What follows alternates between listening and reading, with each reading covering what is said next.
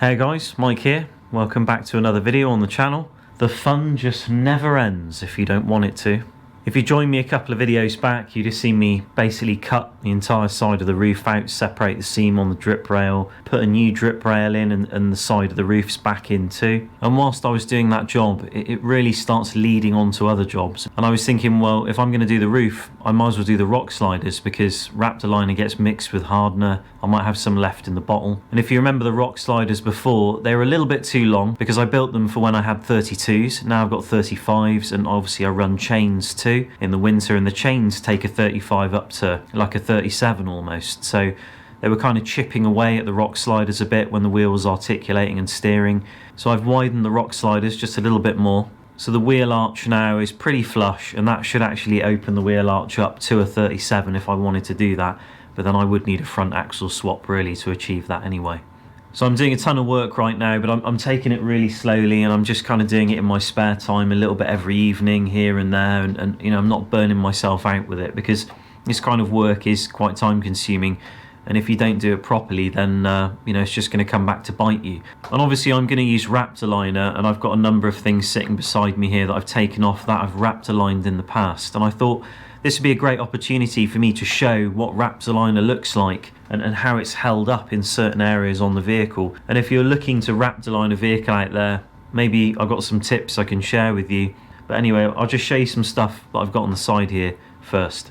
I've stripped a lot of stuff off the car because not all of these things are going to be Raptor Line, but some things are. For example, the mirrors were done with a cheap bedliner about 5 years ago. And you know, I'd quite like to Raptor Line these and make them look a bit better. But this is plastic, and Raptor Line is a little bit different on plastic. I've got a couple of primers up here. So we've got the Raptor 2K high performance primer in beige. I actually hate it in beige. I prefer it in black because then when you do edges on stuff and you peel the tape away, you don't see that little white line sometimes. So the black primer is a lot better, and it's the same stuff.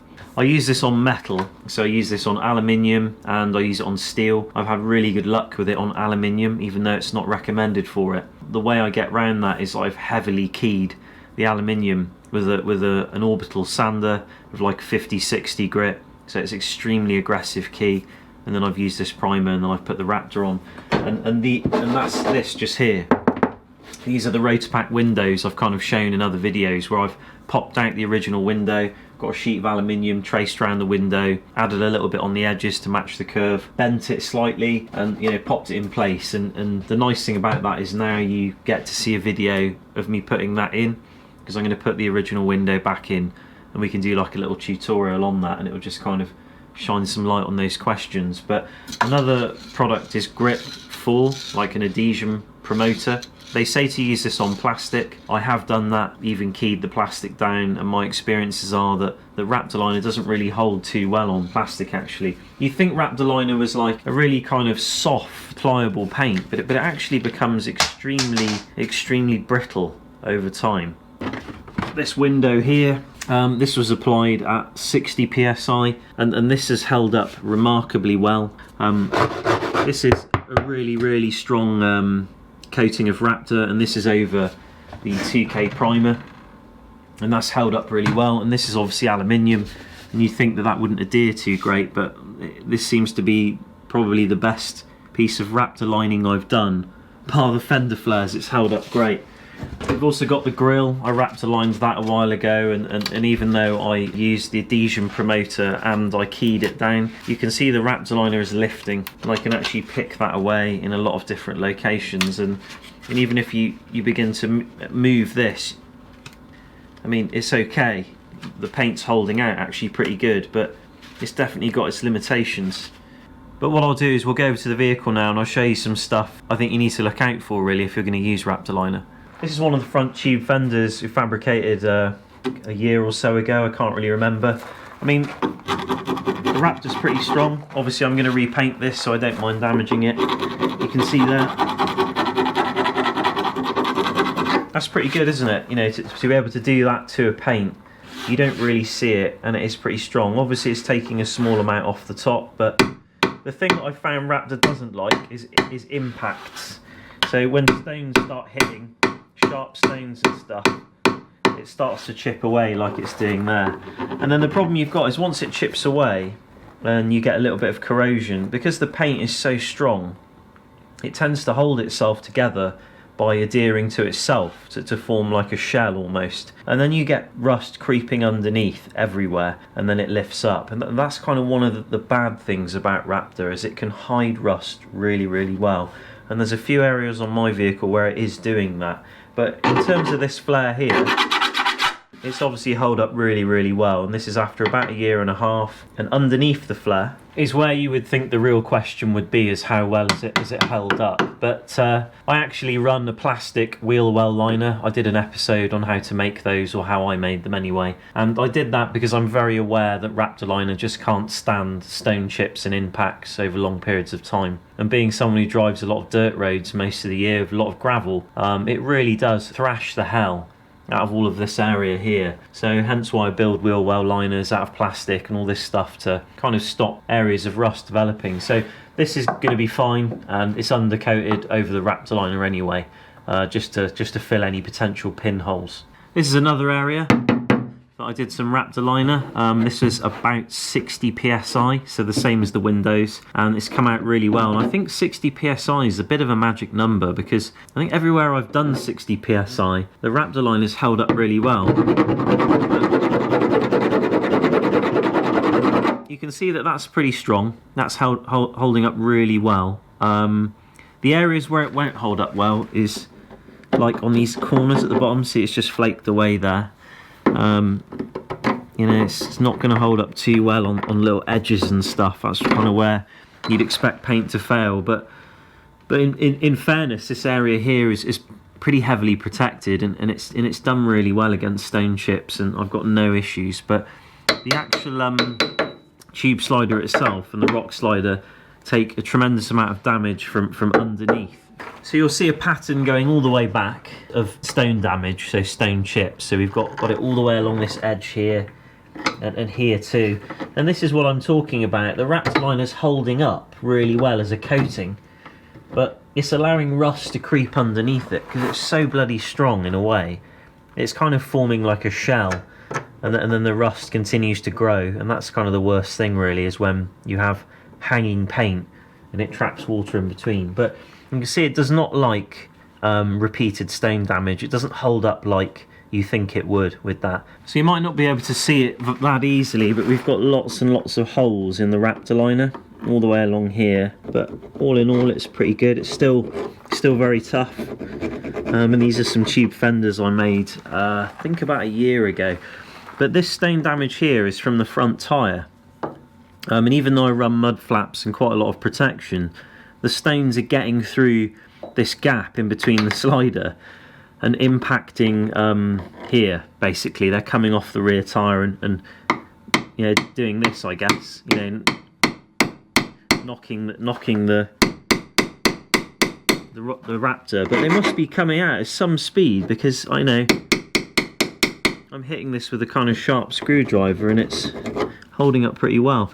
The front bumper was done about 2.5 years ago. This was done on around 120 psi, so really high pressure. It's done very poorly actually, and a lot of the Raptor liner is lifted all along the edges here.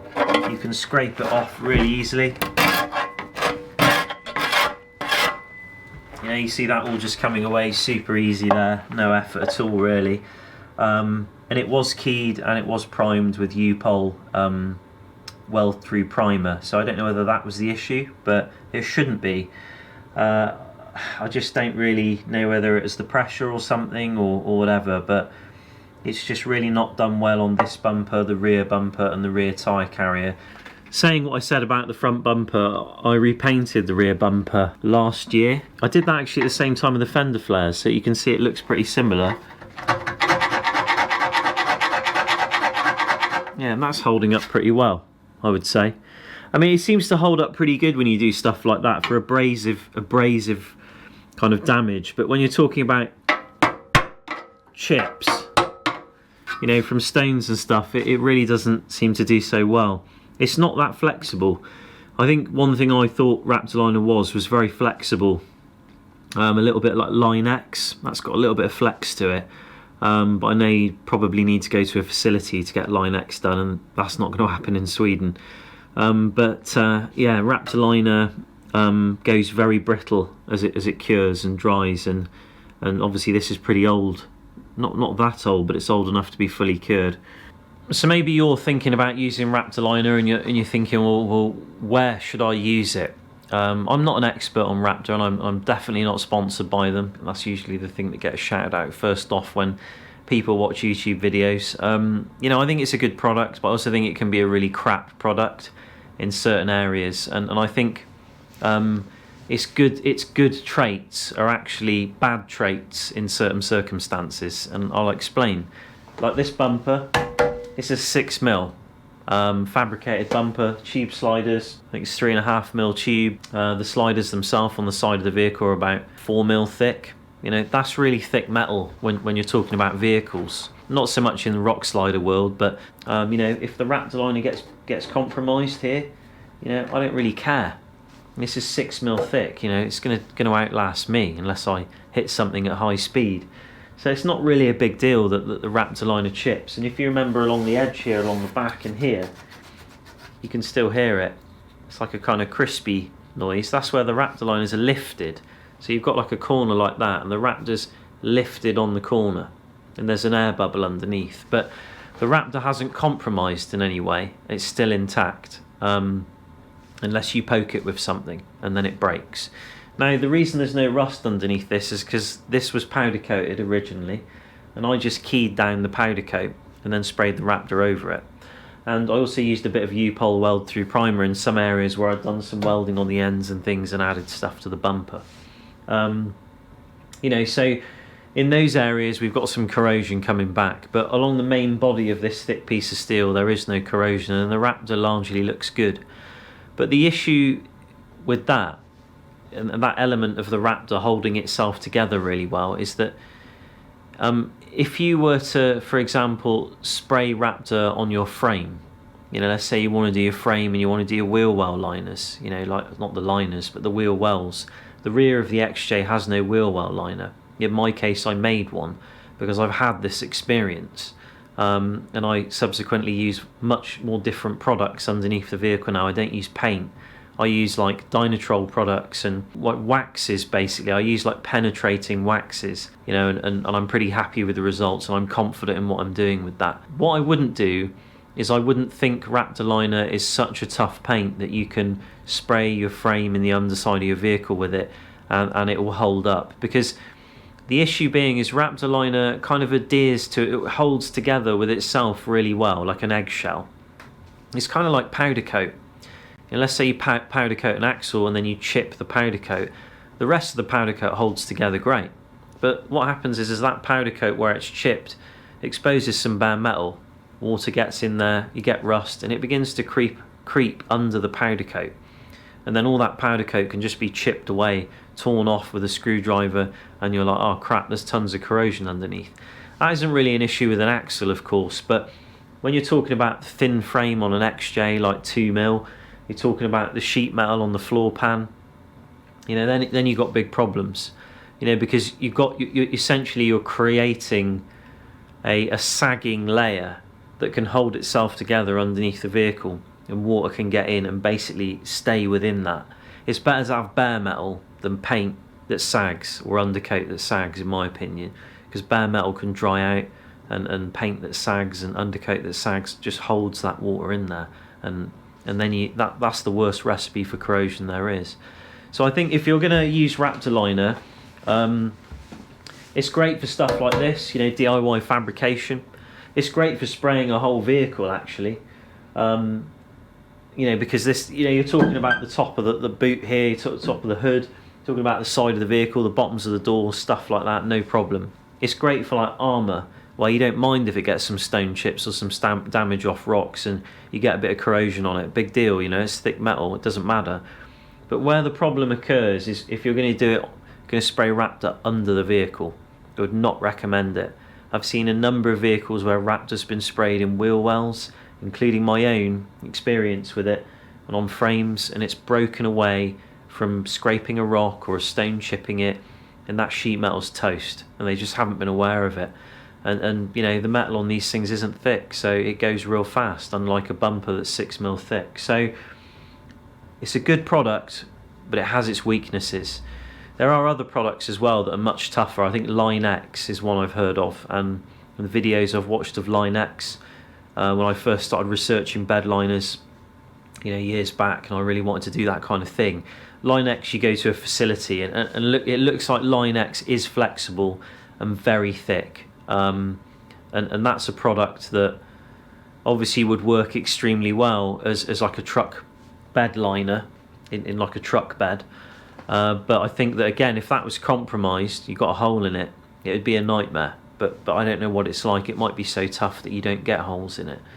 So I think there's other products like POR 15 that you can use. I've got very little experience with POR 15. A mate of mine in the UK who's into like BMWs used a lot of POR 15 under his vehicle on chassis restoration or whatever they have. I think it was their monoframe or whatever, but he used it all underneath the vehicle, and he absolutely loved it, and he said it was like nothing else he's ever used. I've got very little experience with it. It's very expensive, and I know the application of POR 15 is quite tricky. It has to be really good. So you know, maybe that's something to think about too and have a look into. But I thought I'd make this video. I know it's a lot of talking, but I thought I'd make this video for people out there who are considering Raptor Liner and they're wondering what it's like. You know, and they've got some questions that they want answering, and they want to see someone whack it with a screwdriver, and they want to see some areas where it's failed. Certainly not going to spray at 120 psi again. I think 60 for me was the magic number, like on those windows there and the bottoms of the doors and like the fenders and stuff. It's just really good, and you know, I think maybe I just got it right when I did it then. But yeah, you know, temperature's probably a big part of it as well. So thanks for watching. If you join me in the next video, my compressor will be here in a few days, and in that time I'll just be hammering away on this, getting everything sanded, ready for paint.